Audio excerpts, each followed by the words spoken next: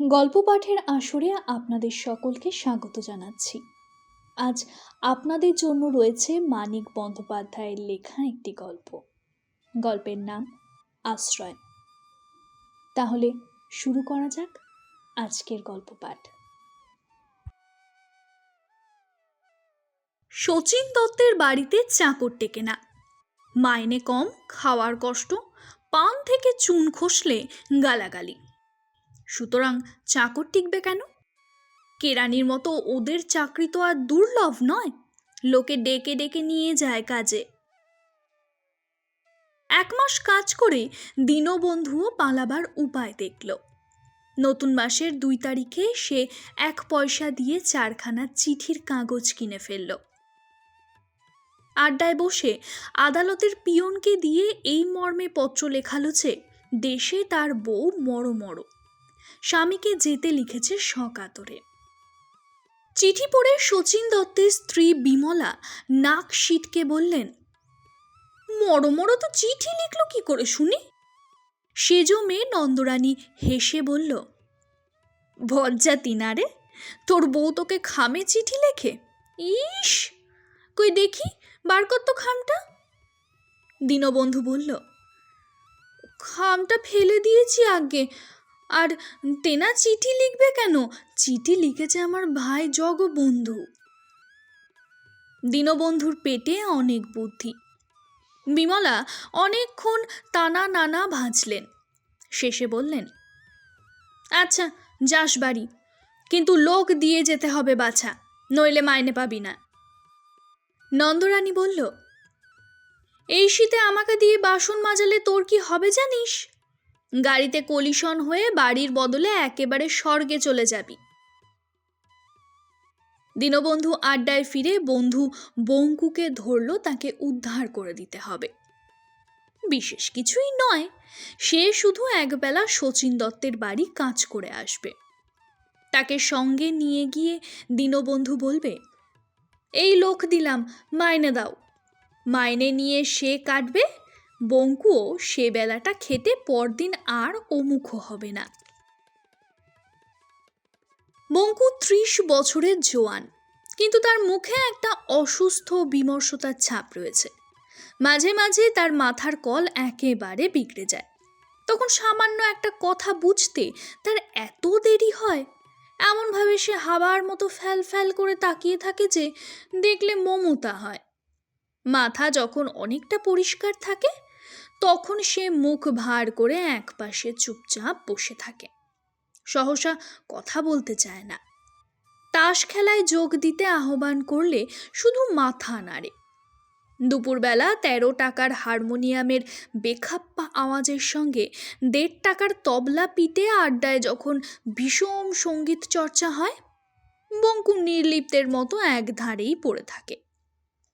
সকলে বেশি রকম হইচই আরম্ভ করলে সে আড্ডা ছেড়ে চলে যায় এবং অনেকক্ষণ পথে পথে ঘুরে কাটিয়ে আসে। বঙ্কুর জীবন যেন স্তব্ধ হয়ে গেছে। জীবনের কলরবের প্রতি তাই ওর এত বিরক্তি। দীনবন্ধুর প্রস্তাবে অনেক কৌতুক ছিল, যারা শুনল সকলেই হাসল, বিশেষ করে বিপিন দাস। বঙ্কু কোনোদিন হাসে না, সে শুধু স্বীকার করে বলল, আচ্ছা। বিমলা বললেন, এই নাকি তোর নতুন লোক, যে ফর্সা জামা কাপড় থাকলে হয় টিকে। দীনবন্ধু বলল, বাপ রে বাপ, আমি দিয়ে যাচ্ছি টিকবে না? নন্দরানী জিজ্ঞাসা করল, তোমার নাম কি? বঙ্কু বলল, বঙ্কু। ব্রঙ্কো? কি কালার, ব্রাউন না ব্ল্যাক? বলে নন্দরানী হাসল। বঙ্কু বলল, ব্ল্যাক মানে কালো। নন্দরানী অপ্রতিভ হয়ে বলল, তুমি ইংরেজি জানো? বঙ্কু বলল, বুক ফার্স্ট, হর্স মানে ঘোড়া, সোয়ান মানে হাঁস। শুনে নন্দরানী রাগ করে সেখান থেকে চলে গেল। বঙ্কু এদিক ওদিক চেয়ে কলতলায় গিয়ে অঞ্জলি পেতে জল খেতে আরম্ভ করল। বিমলা মুখ ভার করে বললেন, ইংরেজি জানা চাকর আমাদের দরকার নেই দিনু, তুই অন্য লোক দেখে দে। বেটা মেয়ের মুখের উপর ইংরেজি ছেড়ে দিল। দীনবন্ধু বিপদগ্রস্ত হয়ে বলল, একটু পাগলাটে মা, কিন্তু কাজ দেখলে অবাক হয়ে যাবেন। কিছু খেতে চায় না, 2 মাস খেটে 1 মাসের মাইনে নেয়। মাসকাবারে মাইনে দিতে গেলে বলে, আজ তো মাসের অর্ধেক, এখন মাইনে নেব কেন? মাথাটা একটু খারাপ, 2 টাকা কম দিলেও খুশি হয়ে কাজ করবে। বিমলা নরম হয়ে বললেন, কিন্তু পাগল ছাগল লোক। দীনবন্ধু জিভ কাটল। পাগল কেন হবে মা? পাগল নয়, ছেলে বউ মারা যাওয়ার পর থেকে কেমন একটু হামা মতো হয়ে গেছে, এই মাত্র। অপঘাতে মরল কি না ছেলে আর বউটা, তাই। নন্দরানী ফিরে এসে দাঁড়িয়েছিল, জিজ্ঞেস করল, কিসের অপঘাত রে? দীনবন্ধু বলল, অপঘাত বই কি আগে, নদীর ধারে গ্রাম, বউটাকে কুমিরে নিলে ছেলেটা মরল জলে ডুবে। সে কি ছেলে দিদিমণি, যেন রাজপুত্তুর। সেদিন সন্ধে লেগেছে কি লাগেনি, মহাকাল ডাকলে, আয় বঙ্কুর বউ, আয় বঙ্কুর ছেলে। মহাকালের ডাক, সাড়া না দিয়ে তো আর উপায় নেই। ছেলের হাত ধরে বউটা জল আনতে গেল নদীতে। সেই যে গেল দিদিমণি, আর ফিরে এলো না। দেহ আমরাই খুঁজে পেলাম চরের মধ্যে একটা গর্তে। নন্দরানী বলল, সেই থেকে বঙ্কুর মাথা খারাপ হয়ে গেছে বুঝি? আজ্ঞে, কিন্তু কোনো জুলুম নেই দিদিমণি, খুব ঠান্ডা, গাল দিলেও ফিরে কথাটি কয় না।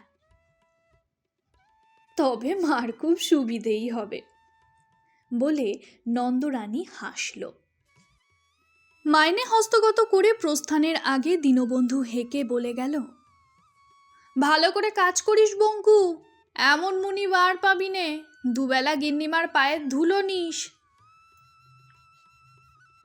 কলতলায় বাসন ছড়ানো ছিল, আদেশের অপেক্ষা না রেখেই বঙ্কু সেগুলো মাজতে আরম্ভ করেছিল। ফিরেও তাকালো না। উঠোনে লিচু গাছের ব্যাপক ছায়া, একপাশে চৌবাচ্চা ও কল, সেখানে পাতার ফাঁকের চিকরি কাটা আলোক ছায়া আলপনা। নন্দরানীর মনে হলো নতুন চাকরটা যেন রোদ আর ছায়া দিয়ে বোনা চেক আলোয়ান গায়ে জড়িয়ে বসে বাসন মাজছে, যার বউকে খেয়েছে নদীর কুমির আর ছেলেকে খেয়েছে নদী নিজে। ওকে বেশি বকাবকি করো না মা, দুঃখী লোক। বিমলা চটলেন, আমি বুঝি খালি বকাবকি করি? করো না। দীনবন্ধু পায়ের ধুলোর ঠাট্টা করে গেল কেন, ধরতে পারোনি তো? মিছামিছি নয়, খামের চিঠি মা, খামের চিঠি। দীনবন্ধুর বউ খামে চিঠি লেখে? রান্নাঘর থেকে একটা গেলাস নিয়ে নন্দরানী কলতলায় গেল। এটা আগে মেজে দাও তো বঙ্কু।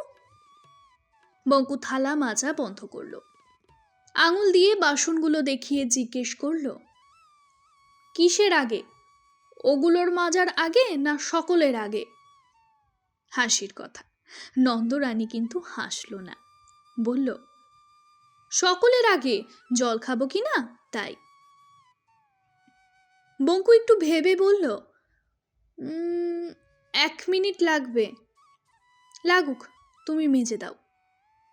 বঙ্কু গেলাসটা মাজল, গেলাসের সঙ্গে হাত ধুয়ে কল থেকে জল ভরে নন্দরানীকে দিল। কি জানি কি ভেবে গম্ভীর মুখে বলল, নদীর জল খুব মিষ্টি, কলের জলে কোনো স্বাদ নেই, দেশে আমরা নদীর জল খাই। নন্দরানীর মনে হলো সত্যিই জলে কোনো স্বাদ নেই। তার আরও মনে হলো বঙ্কুর দেশের নদীর নাম যদি গঙ্গা হয়, তবে তো বঙ্কু তাকে হাতে করে যে জল দিল, তার মধ্যে বঙ্কুর বউয়ের সূক্ষ্মতম 1 কণা রক্ত আর বঙ্কুর ছেলের তিল পরিমাণ প্রাণ মিশে আছে। বঙ্কু তাকে কি খাওয়ালো, কি গিলে ফেললো সে? জলটা এমন বিস্বাদ লাগলো কেন? বঙ্কুর শোকার্ত উপস্থিতিটা স্নায়ুতে ঘা মারছিল। নন্দরানীর মনে হলো সত্যই কিরকম একটা বিশ্রী বোটকা স্বাদ আটকে রয়েছে তার জিভে। তোমার দেশ কোথায় বঙ্কু? গঙ্গার ধারে? বঙ্কু বিস্মিত হয়ে বলল, কি করে জানলেন? আর কি করে জানবেন, নন্দরানীর সমস্ত শরীর শিরশির করে পেটের মধ্যে পাক দিয়ে উঠল। সে সেইখানে বসেই পেটের সব উগড়ে ফেলে দিতে আরম্ভ করল। শুধু জল নয়, ও বেলায় খাওয়া ভাত ডাল তরকারি সব। তার যতই মনে হতে লাগলো সেগুলি কুমিরের ভুক্তাবশিষ্ট বঙ্কুর বউয়ের পচা মাংস, ততই বমির ধমক বেড়ে গিয়ে নন্দরানীর দম আটকে যাওয়ার উপক্রম হলো। বঙ্কু হতভম্ব। জ্বর হয়ে তার বউ একদিন এমনই ভাবে বমি করেছিল, কিন্তু এ তো তার বউ নয়, এই তেমন ভাবে বমি করে কেন? বিমলা ছুটে এলেন। বড় ছেলে শরৎ ছুটে এলো। ছেলে মেয়ে যে যেখানে ছিল মুহূর্তে কলতলায় হাজির হয়ে গেল। সুস্থ হয়ে কলসির জলে মুখ ধুয়ে নন্দরানী ঘরে গিয়ে শুয়ে পড়ল। খানিক্ষণ মুখ বাঁকিয়ে পড়ে থেকে হঠাৎ একসময় বালিশে মুখ গুজে সে বেজায় হাসতে আরম্ভ করে দিল। বিমলার কাছে খবর গেল, নন্দরানী ফুঁপিয়ে ফুঁপিয়ে কাঁদছে। বিমলা এলেন। ও রানী, কাঁদিস কেন? নন্দরানী হাসি মুখ বার করে বলল, কাঁদছি কই, হাসছি। ভূতে পেয়েছে ভাবছ? হিস্টিরিয়া হয়েছে? তা নয় মা, আমার নার্ভগুলো গোল্লায় গেছে। এক শিশি নার্ভ টনিক কিনে দিও তো আমায়। নদীতে স্রোত থাকে সে কথাটা কি একেবারেই মনে ছিল না ছাই? মিথ্যে বমি করে মরলাম। বঙ্কুর ছেলে বউ একদিনে সমুদ্রে পৌঁছে গেছে। কি বলো মা? কে রে? বঙ্কু এসে দরজায় দাঁড়িয়েছিল। একগাল হেসে বলল, আমার বউ বমি করে কাঁদত একদিন।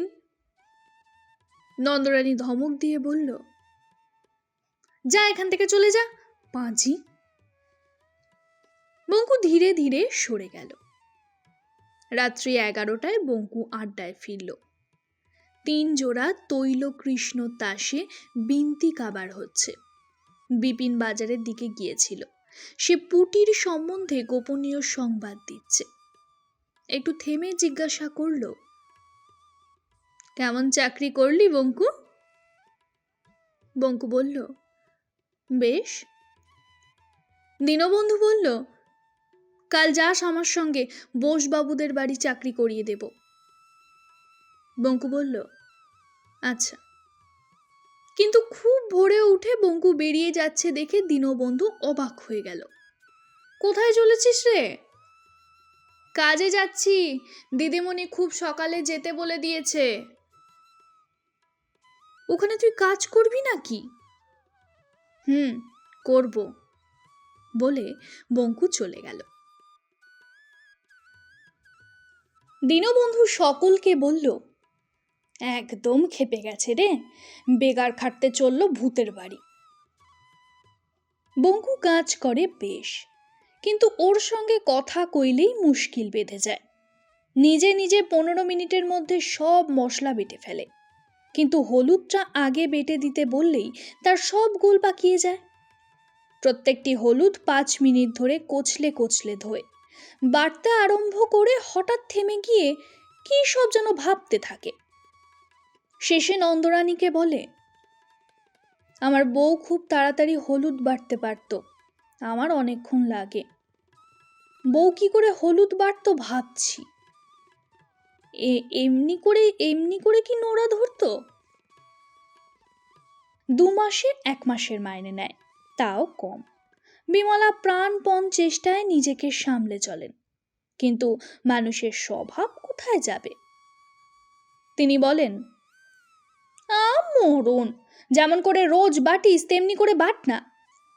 রানীর মুখের দিকে তাকিয়ে আছিস যে হাঁ করে, ও জানে নাকি তোর বউ কেমন করে নোড়া ধরতো? নন্দরানী মাকে সরিয়ে দেয়, বলে, তুমি যাও মা এখান থেকে। তুমি মুখ ছোটালে ও এমন ভরকে যাবে যে সারাদিনেও হলুদ বেটে উঠতে পারবে না। বঙ্কুকে বলে, আমি দেখিয়ে দেব বঙ্কু। কথাটা বুঝতে বঙ্কুর সময় লাগে। বুঝে বলে, দেখি হাত। নন্দরানী হাত দেখায়। বঙ্কু মাথা নেড়ে বলে, নরম হাত, ব্যথা হবে। আমার বউয়ের হাত খুব শক্ত ছিল, একদিন এমন চড় মেরেছিল। কাকে? বঙ্কু অনেকক্ষণ ভাবে, তারপর বলে, পাঁচুকে। পাঁচু ঘুরে পড়ে গিয়েছিল চড় খেয়ে, তারপর মা বেটায় কি কান্না। নন্দরানী বলে, চড় মেরে পাঁচুর মা কেঁদেছিল কেন? অনেক ভেবেও বঙ্কু এ প্রশ্নের জবাব দিতে পারে না। করুণ চোখে নন্দরানীর মুখের দিকে চেয়ে থাকে। নন্দরানীর মনে হয় তার মনের ভেতরটা যেন ভিজে স্যাঁতস্যাঁতে হয়ে আছে, কুয়াশায় চারিদিক আচ্ছন্ন। এত বড় জোয়ান লোকটা নিজের মনের কুয়াশায় নিজেকেই হারিয়ে ফেলেছে। কিন্তু মশলা চাই, নইলে রান্না বন্ধ। নন্দরানী বলে, তোমার দেরি হবে, আমায় দাও। এই যেন অন্যায় শাসন। এমনই মুখ করে বঙ্কু জোরে জোরে মশলা বাটতে শুরু করে। নন্দরানীর মনে হয় শিলটাই বুঝি সে এবার ভেঙে ফেলবে। চাকরকে ধমকানো এ বাড়ির ছেলে বুড়োর ধাতস্থ। দিন কয়েক সংযত হয়ে চললেও ক্রমেই সকলে নিজের মেজাজ প্রকাশ করতে আরম্ভ করল। অন্য সকলের চেয়ে বিমলাই বেশি, কারণ তিনি বাড়ির গিন্নি বলে সর্বদা চাকরের সঙ্গে তাকেই কারবার করতে হয় এবং তাতে মেজাজ প্রকাশের সুযোগ অহরহ উপস্থিত থাকে। নন্দরানী বঙ্কুকে ধমকায় না তা নয়, কিন্তু অন্য কাউকে সে বেশি ধমকাতে দেয় না। বঙ্কু যেন তার নিজস্ব সম্পত্তি। তার খুশি হলে সে বকবে, মারবে, কিন্তু অন্যে তা করতে পারবে না। নন্দরানীর মনোভাব কতকটা এই রকম। অন্য সকলে বঙ্কুর প্রতি ক্রুদ্ধ হয়ে উঠলে নন্দরানী রাগ করে কড়া কথা শুনিয়ে তাদের থামিয়ে দেয়। মাকে অনেক করে বুঝিয়ে বলে, এরকম মাগনার চাকর, ওকে কেন বকো বলো তো? চলে গেলে ভালো হবে বুঝি। বিমলা চুপ করে থাকেন, কিন্তু রাগ হলে ফের বকেন। কিন্তু তার বকুনি গালাগালির রূপ নিতে পারে না। শুরুতেই নন্দরানী থামিয়ে দেয়। একদিন খাওয়া নিয়ে গন্ডগোল বাঁধল। অল্প দুটি ভাত আর একটু ডাল ছাড়া বঙ্কুর জন্য সেদিন কিছুই ছিল না। অন্যদিন নীরবে খেয়ে যায়। আজ বঙ্কু বলল, তরকারি কই? বিমলা বলল, তরকারি নেই, ওই দিয়ে খা। বঙ্কু বলল, তবে আমায় দুধ দাও, নইলে খাবো না। তোকে উনুনের ছাই দেব, না খাস তো উঠে যা। কিন্তু বঙ্কু উঠেও গেল না, ভাতও খেল না। খালি মাথা নেড়ে নেড়ে বলতে লাগলো, দুধ দাও। আরে দাও না দুধ, কি দিয়ে ভাত খাবো? দুধ দাও। তার মাথা নাড়ার রকম দেখে শঙ্কিত হয়ে বিমলা ডাকলেন, ও রানী, দেখ এসে বঙ্কু কেমন করছে। নন্দরানী এলো। কিরে বজ্জাত, বদমাশি হচ্ছে? খা বলছি। একটু দুধ দেবে না? এক কড়ার দুধ কে খাবে? বঙ্কুর স্বরটা অত্যন্ত করুণ। নন্দরানী বলল, তোকে কচু দেব, নবাব পুত্তর কি না, দুধ খেতে দেবে ওকে, ডাল দিয়ে খা। বঙ্কু নীরবে খেতে আরম্ভ করল। নন্দরানী সগর্বে মার দিকে চেয়ে ঘরে চলে গেল। অর্থাৎ একটু ডাল তো আছে, আমি ইচ্ছে করলেই ওকে শুধু ভাত খাওয়াতে পারি। বঙ্কু যে তার মুখের কথায় বাঁচে মরে, এর আনন্দে নন্দরানী দিশেহারা। বঙ্কুকে শাসন করে নন্দরানী আবার গিয়ে শুয়ে পড়ল। 2 ঘন্টা পরে ঘুম ভেঙে দেখল বঙ্কু দরজার বাইরে চুপ করে বসে আছে। সদয় হয়ে বলল, কিরে বঙ্কু? বঙ্কু বলল, আমার পেট ভরেনি। আমি তার কি করব? আড্ডায় গিয়ে খেয়ে আসকে যা, আমাকে জল দিয়ে যাস 1 গেলাস। জল দিতে ঘরে ঢুকে বঙ্কু আর বাইরে যেতে চায় না। নন্দরানী বলল, যাবি না আড্ডায়? বঙ্কু মাথা নাড়ল।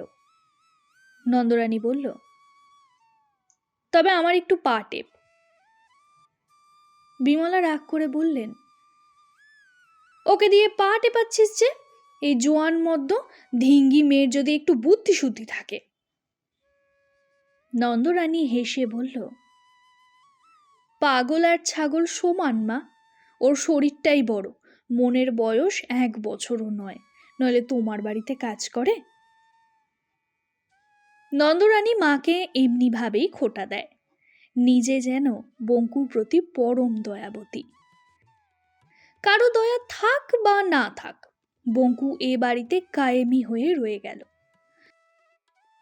কয়েক মাসের মধ্যে এ কথাটা স্পষ্টই বোঝা গেল যে ধমক ছোট জিনিস, গালাগালি দিয়েও বঙ্কুকে তাড়ানো যায় না। মাইনে না পেয়ে আধ পেটা খেয়ে সেও এ বাড়ির মাটি কামড়ে পড়ে থাকবে। নন্দরানী হেসে বলে, পাগলের মর্জি, কিন্তু তাই বলে সবাই মিলে ওকে যেন গাল দেবে তা হবে না কিন্তু। বিমলা এ উপদেশের মর্যাদা রাখতে অস্বীকার করলেন। বালতির কানায় লাগিয়ে কাপড় ছেঁড়ার জন্য একদিন এমন গালাগালি করলেন যে নন্দরানীকে খুঁজে বার করে বঙ্কু কেঁদেই অস্থির। বঙ্কু বোঝে নন্দরানী তারই পক্ষে। এত বড় মানুষটির কান্না দেখে নন্দরানীর বিষম হাসি পেল। তাকে হাসতে দেখে কান্না থামিয়ে বঙ্কু ভীত চোখে খানিকক্ষণ চেয়ে থেকে সরে গেল। হাসি পাক, বঙ্কু তার উপরে নির্ভর করেছে এইটুকু নন্দরানী বোঝে। এর মর্যাদা রাখবার জন্য বঙ্কুর সামনে সে মাকে বলল, কেন অত বকো, তোমার বড় বাড়াবাড়ি মা। বটে? বিমলা পেটের মেয়ের মুখ ঝামটা সইলেন না, সমান প্রত্যুত্তর দিলেন। ফলে মা মেয়ের রীতিমতো ঝগড়া হয়ে গেল। তার পক্ষ হয়ে নন্দরানীকে লড়তে দেখে বঙ্কু ভারী খুশি, আনন্দে কেবল মাথা চালতে লাগলো। একদিন নন্দরানী কল ঘরে স্নান করছে, এমন সময় বঙ্কুর কাণ্ডে বিমলা একেবারে ক্ষেপে গেলেন। নন্দরানীর আয়না চিরুনির সাহায্যে চুল আঁচড়াবার শখ বঙ্কুর কেন হয়েছিল তা বলা কঠিন, কিন্তু সে শখ যে জন্যই হোক, আয়নাটা দেওয়াল থেকে নামিয়ে ভালো করে মুখ দেখার শখ না চাপলে কোনো গোলই হতো না। বঙ্কুর হাতে নন্দরানী ক্রিম মাখা, পিছলে পড়ে আয়নাটা ভেঙে গেল। বিমলা এমন গালাগালি আরম্ভ করলেন যে আয়নার শোকে আর্তনাদি মরা কান্না জুড়েছে। বড় ছেলে সরোজ জানে কথার মারে মানুষ মরে না, সে বঙ্কুর গালে ঠাস করে চড়িয়ে দিল। বঙ্কু কাঁদো কাঁদো হয়ে কলঘরের সামনে গিয়ে জোরে জোরে দরজা ঠেলতে আরম্ভ করল। ভেতর থেকে নন্দরানী জিজ্ঞাসা করল, কে? আমাকে দাদাবাবু মারছে। বঙ্কুর স্বর কান্নায় ভেজা। বঙ্কুর গলার আওয়াজ পেয়ে ভীষণ চোটে নন্দরানী ধমক দিল, যা এখান থেকে, বজ্জাত কোথাকার। ওদিকে বিমলা হাঁকলেন, ও সরোজ, দেখ হারামজাদার কাণ্ড দেখ। কাণ্ড দেখে সরোজের রক্ত মাথায় চড়ে গেল। বঙ্কুর কান ধরে হির হির করে টেনে নিয়ে গিয়ে নামিয়ে দিয়ে এলো একেবারে রাস্তায়। দূর হয়ে যা বজ্জাত। বিমলা বললেন, আহা, তাড়িয়ে দিলি কেন একেবারে? তোর বড় রাগ সরোজ, যা ডেকে নিয়ে আয়। মাগনার চাকর মাগনা জোটে ভাবিস নাকি? তুমি ডেকে আনোগে, বলে সরোজ দাড়ি কামাতে বসল। কলঘর থেকে বেরিয়ে এসে নন্দরানীর সদরে গিয়ে পথের দুদিকে উকি মেরে দেখল কোথাও বঙ্কুর চিহ্ন নেই, সে চলে গেছে। রাগে মুখ কালো করে সে ভেতরে এলো। সরোজ বলল, যাক যাক, মরুকে, স্নানের দরজা ঠেলে বেটা বজ্জাত। নন্দরানী বলল, 2 ইঞ্চি পুরু দরজা, সেটা মনে রেখো দাদা। মাতব্বরি করা তোমার অতি উৎকট স্বভাব। আবার বেরিয়ে আসার তর্স হইল না তোমার? তুই এসে কি করতিস শুনি? তোমায় বলতাম তাড়িয়ে দাও, না হয় মারো, বলতাম কিছু বলো না। দুমদাম পা ফেলে নন্দরানী চলে গেল। কিন্তু দেখা গেল এত সামান্য কারণে কাজ ছেড়ে চলে যাওয়ার মতো মন্দ চাকর বঙ্কু তো নয়। ঘণ্টাখানেক পর সে কোথা থেকে এসে নীরবে এঁটো বাসন কুড়োতে আরম্ভ করলো, আর মাঝে মাঝে ভীত চোখে তাকাতে লাগলো নন্দরানীর দিকে। এই 1 ঘণ্টায় তার মস্তিষ্ক এইটুকু আয়ত্ত করতে পেরেছে যে নন্দরানীর স্নানের সময় কল ঘরের দরজা ঠেলা অপরাধ হয়েছে। সরোজ হেসে বলল, দেখলি? নন্দরানী বলল, তুমি ভাবছো মান অপমান বোঝে না, বলবো চলে যেতে? সরোজ বলল, থাক, তুই বললে হয়তো সত্যিই চলে যাবে। নন্দরানী সগর্বে হেসে বলে, মানুষ বশ করতে জানা চাই দাদা, শুধু বকলেই হয় না। সে যেন অনেক চেষ্টায় অনেক তপস্যায় বঙ্কুকে বশ করেছে। বঙ্কুর বশ্যতা শিকারে বিধাতার কোনো হাত নেই, সবটুকুই যেন তারই কৃতিত্ব। বাইরের চৌবাচ্চায় বঙ্কু কাপড় ধোয়। খানিক পরে ছাড়া কাপড় আনতে কল ঘরে ঢুকে সে আর বেরিয়ে আসার নাম করে না। বিমলা বলেন, তোর সাবান মাখছে হয়তো মুখে রানী। নন্দরানী তাড়াতাড়ি কল ঘরে গেল। দেখল বঙ্কু সকলের কাপড় বালতিতে তুলে তার ডুরের শাড়িটা দিয়ে মুখ মুছছে। ও কি হচ্ছে বঙ্কু? বঙ্কু তাড়াতাড়ি শাড়িটা ফেলে দিয়ে ভীত চোখে চেয়ে রইল। নন্দরানী বলল, ভয়ানক বজ্জাত তো তুই, আমার কাপড়ে মুখ মুছছিস কেন? বঙ্কুর মুখে কোনো কথা নেই। বঙ্কুর বুদ্ধির জড়তা ক্রমেই কেটে গেল। কাজটা প্রকৃতির, কিন্তু তাতে নন্দরানীর অজ্ঞাত প্রভাব কি একটুও ছিল না? অবশ্য চাকরের বুদ্ধির জট খুলবার ধৈর্য ও ইচ্ছা নন্দরানীর থাকার কথা নয়। বঙ্কুকে সে পছন্দ করত শুধু এই জন্যে যে বঙ্কু নিজের বাড়ির মধ্যে বিশেষ করে তারই চাকর করে রেখেছিল।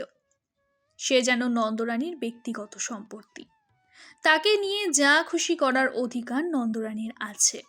মুখের কথা খসা মাত্র বিনা বাক্য ব্যয়ে পালন করে।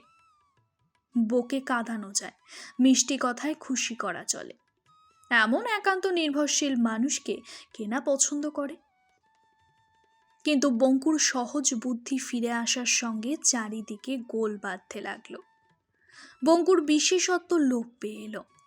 তার বুদ্ধির বিকাশের সঙ্গে একজন পূর্ণ মানবের মধ্যে শিশুর প্রাণ দেখে এবং সেটা এক শোচনীয় ফল বলে জেনে তাকে আর অন্যান্য চাকরদের চেয়ে পৃথক করে দেখার আর কোনো কারণ রইল না।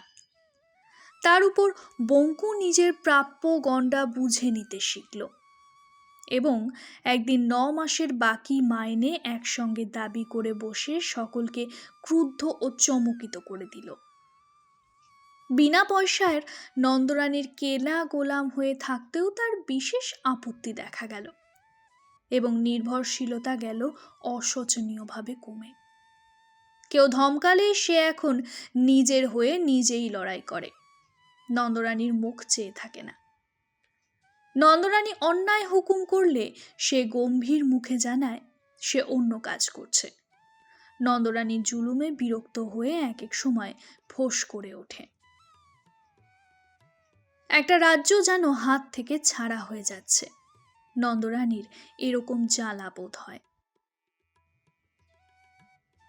ঋতরাজ্য পুনরুদ্ধারের জন্য সে প্রাণপণে চেষ্টা করে, কিন্তু সে রাজ্য সে নিজের চেষ্টায় জয় করেনি। একবার হারিয়ে নিজের চেষ্টাতেই আবার সে রাজ্য জয় করবে কি করে? সে রাগ চেপে অনুযোগের সুরে বলে, তুই আজকাল আর আমার কথা শুনিস না বঙ্কু। বঙ্কু বলে, যেসব অন্যায় কথা কি করে শুনি?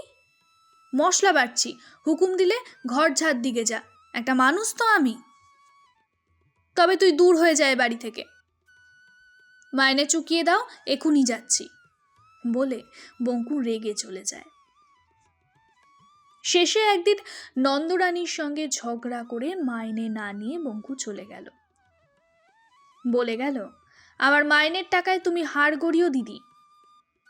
এ কথা শুনে সরোজ তাকে মারতে উঠেছিল, কিন্তু বঙ্কুকে রুখে দাঁড়াতে দেখে গায়ে হাত তোলা আর সঙ্গত বিবেচনা করেনি। দুদিন পরে সকালবেলা কিন্তু বঙ্কু ফিরে এলো। নন্দরানী তখন দাঁত মাজছে।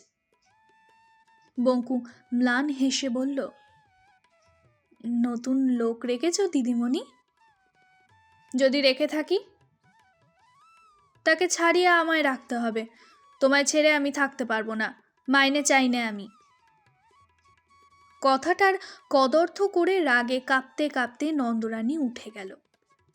মাকে গিয়ে বলল, শুনছো মা, আমায় ছেড়ে থাকতে না পেরে বঙ্কু ফিরে এসেছে, মাইনেও নেবে না।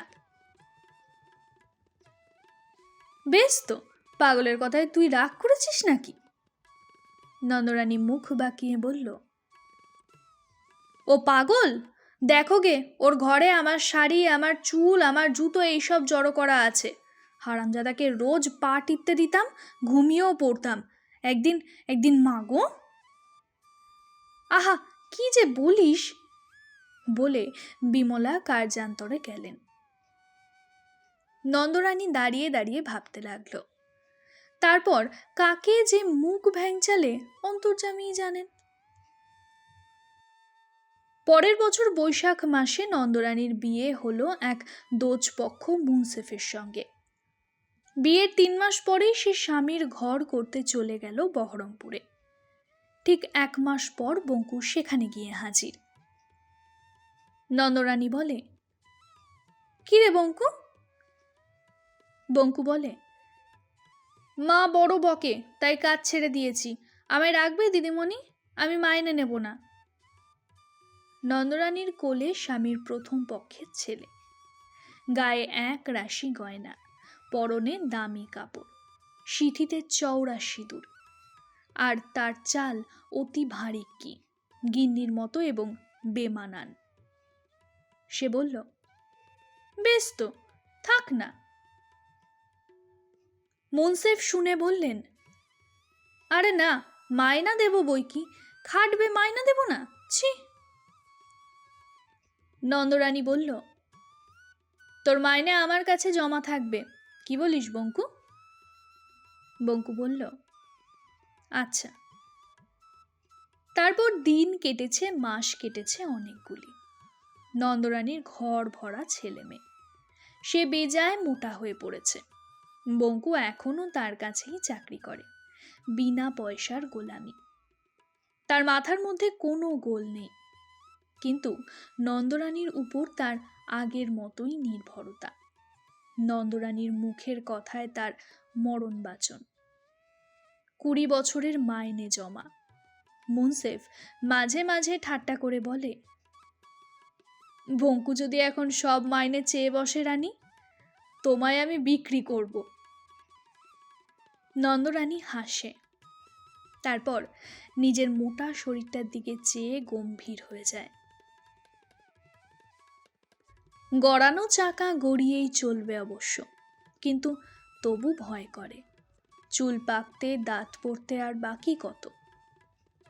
বঙ্কুর কিন্তু চুলও পেকেছে, দাঁতও পড়ে গেছে কয়েকটা।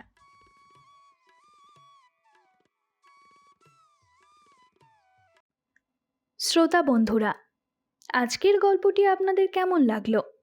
যদি ভালো লেগে থাকে তাহলে অবশ্যই একটি লাইক করে দেবেন, আর শেয়ার করে আপনার কাছের মানুষ বা বন্ধুটিকেও শোনাতে পারেন। কমেন্ট করে আপনাদের মতামত জানাতেও যেন ভুলবেন না। আজ তবে চলি। বাংলা সাহিত্যের আরও একটা নতুন সৃষ্টি নিয়ে আগামী দিনে আবারও হাজির হব আপনাদের আনন্দ দিতে। আশা করি চ্যানেলটি সাবস্ক্রাইব করে আমার পাশে থাকবেন আপনারা।